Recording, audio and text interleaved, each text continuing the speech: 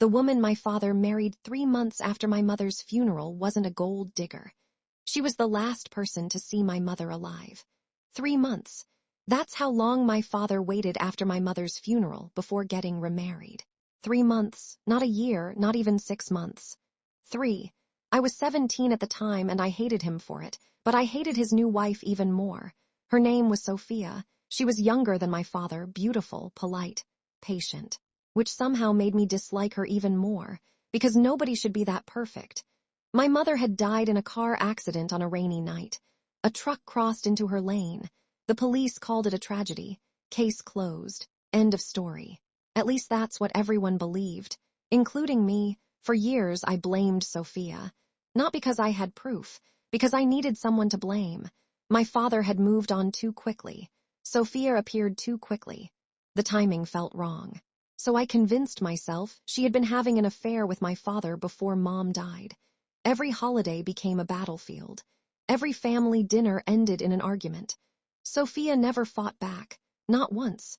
That somehow made me angrier. Then my father died. A heart attack. No warning, no chance to say goodbye. After the funeral, I expected a fight over the inheritance. Instead, Sophia handed me a small wooden box. I think your father wanted you to have this. Inside were journals, dozens of them, my mother's journals. The last entry was dated 2 days before her death. I spent the entire night reading. Then I found something that made my stomach drop. My mother mentioned Sophia. Not once, not twice, more than 20 times. According to the journals, Sophia wasn't a stranger. She was my mother's closest friend. I thought it had to be a mistake. The woman I hated for 15 years couldn't possibly be my mother's best friend. Yet every page confirmed it. They met in college, started a small business together, shared secrets, shared dreams, shared everything. I couldn't understand why nobody had ever told me. Then I found another journal. This one written after their business collapsed. Apparently they had uncovered fraud involving a wealthy investor. Millions of dollars were missing. The investor threatened both women. Mom wanted to go to the police. Sophia wanted to run. Neither trusted the legal system. Then the journal ended abruptly. The next entry was written weeks later. My mother described feeling watched, followed, scared.